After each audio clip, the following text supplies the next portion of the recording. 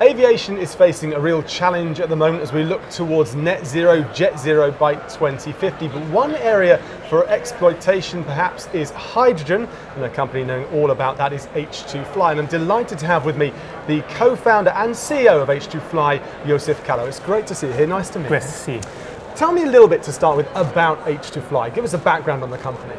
So when we started in 2014 with H2FLY, we had a vision that we can fly with passengers with electric hydrogen propulsion.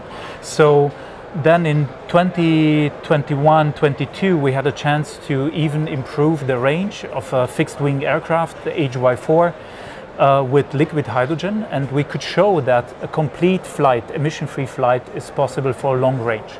Then in 2021 we started to work together with Joby Aviation, and now we are part of the Joby universe, which makes me also very proud, because in the last couple of weeks we could show that it is also possible to fly with a liquid hydrogen storage system which was developed by Joby, and our fuel cell system from H2FLY, which we brought together and together with Joby implemented into an eVTOL. And we flew over 840 kilometers. That's very different though, isn't it? Because fixed wing hydrogen, I think we've all got around that idea of using propulsion with hydrogen for fixed wing flight. But when we talk about VTOL or eVTOL, the electric part of eVTOL is the key, isn't it? But hydrogen there, that's a really interesting combination. What can it achieve when we look to this achievement of jet zero by 2050? This does seem to be pivotal at the moment. So I think this achievement with the Joby plane flying with the fuel cell and the liquid hydrogen shows us that it is possible from a functional perspective to have high continuous power installed in an aircraft and also have the fuel there for a couple of hours. And this is a very, very good achievement to show also that not only technology has to be there, but also we have to now step into a qualification part.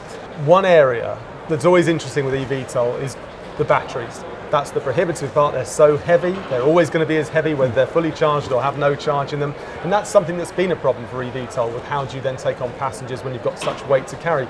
But before we started rolling, you were saying actually it's not so much of a problem. So there are use cases with batteries which are totally fine. So we have those flights up to 150 kilometers of range. And then we have the opportunity, based on the hydrogen technology, to enlarge that leg. So we can go to up to 500, 600 kilometers. But battery, from my perspective, are totally fine for the beginning. Which is interesting, because then you have the battery only, which will get us from, say, from Farnborough to Heathrow on short flights, and then you've got maybe Farnborough to Manchester using hydrogen propulsion. Exactly. So what we are looking into is, first of all, to show that technology is feasible. So at the moment, I think battery VTOLs are completely good to go. We are thinking to put those hydrogen propulsion systems even in bigger aircraft, like a 40-seater Dornier 328.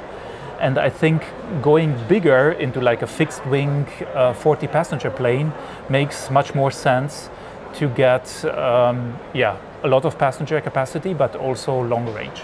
So the future for you is looking very positive, which is good to hear. And you've also been involved in other projects too, including the Goliath project as well. Yes, we are participating in the EU project Goliath. Our part is to show how liquid hydrogen fueled aircraft can be handled on ground. And we are looking there at ground operations, how to refuel, how to defuel the aircraft with liquid hydrogen. Wow, okay, so predict for me, look into that crystal ball, how soon are we going to start seeing what you're producing, what you're working with Joby coming to fruition? So I think first of all we have to show functionality on the eVTOL part, but also on the fixed wing part. That will take a couple of months, some maybe a year, but then it is also important to have the energy for the liquid hydrogen. And this is something which I think it's a much bigger challenge than we see with the technology development. So what we see is technology development for the hydrogen electric airplane is moving forward. The problems, really a big challenge we see, is where to get the renewable energy to produce the hydrogen, to have that hydrogen on board. And that is an energy provision challenge, which hopefully we can solve in the future. Well, there you have it. Quite a few challenges along the way, but maybe a solution right here. Josef, thank you very much indeed. Thank you very much.